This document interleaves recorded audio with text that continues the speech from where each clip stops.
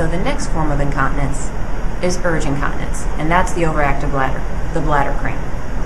When your bladder decides to spasm, the bladder is a bully, it will always win, and there's not much you can do about it except seek appropriate treatment.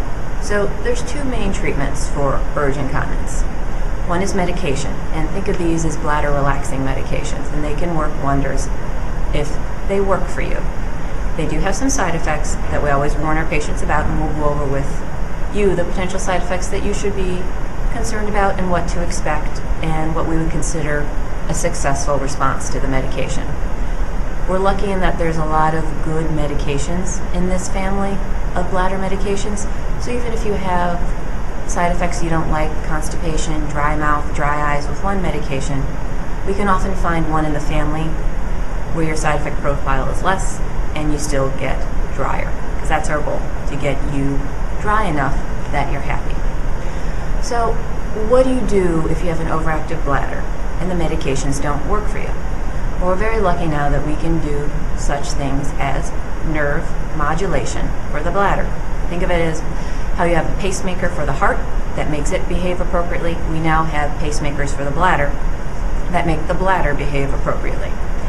And for the pacemakers for the bladder, we can give you a temporary one to wear for about a week, and this way we ensure it works for you, for you're stuck with a device that may not get you the results you want. So the temporary one is an easy procedure. We do it in the office, and quite simply by the end of the week we usually can tell if the therapy is appropriate for you or not. More recently, as we're getting approval for it in the Midwest, instead of doing a formal bladder pacemaker, we can do peripheral nerve stimulation. So the nerve behind your ankle, if you feel the inside of your leg on your ankle bone, there's a little nerve there called the tibial nerve. It runs up your leg and it connects to the nerves that talk to the bladder. We can actually stimulate the nerve behind your ankle once a week for multiple weeks course of therapy and get results that are equivalent to medication.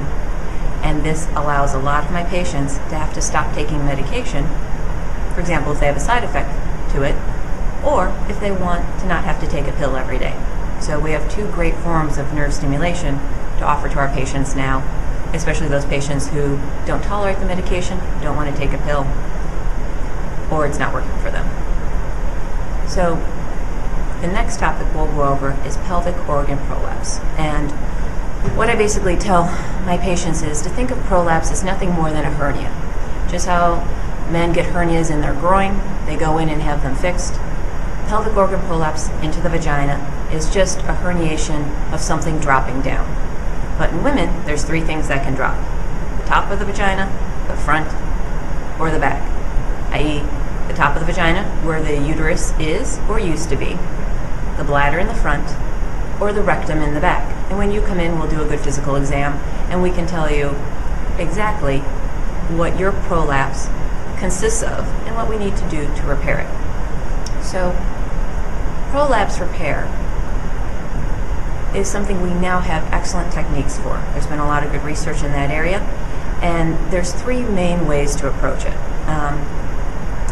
Think about it as if you had a hole in a pair of pants, and you have to decide how you're going to repair it. You can either take the fabric and pull it together, which we call plication.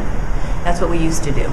So wherever you have the defect in the vagina and the bladder or the uterus or the rectum have popped through, we pull the tissue back together and hope it holds. But as you know, if you're fixing a pair of pants that have a hole in it, stretching the fabric together means it can often tear back apart. And this is what we've found with plication and prolapse repair.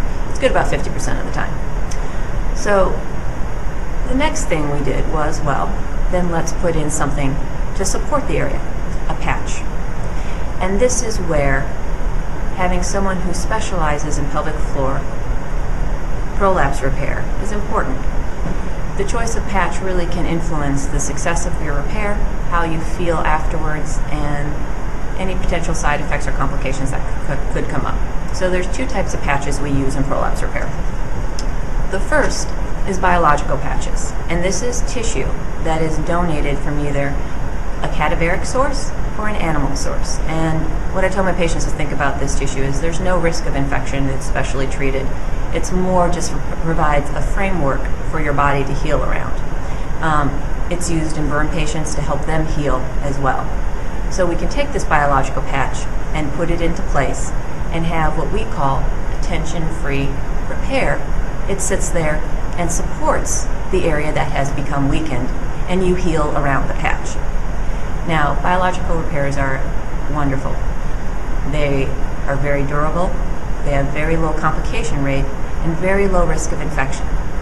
But as a biological material, it is not as strong as using a synthetic. So biological repairs, on average, can have a recurrence rate of about 15%. And while no prolapse repair is 100%, you have to weigh the risk and benefit and the risk of recurrence in what you choose to go forward with. So the next form of a patch is surgical mesh.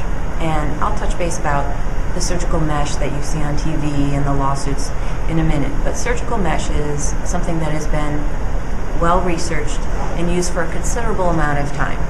There are risks to it, but also significant benefits. And in general surgery and hernia repairs with our general surgery colleagues, mesh has been around for a considerable amount of time.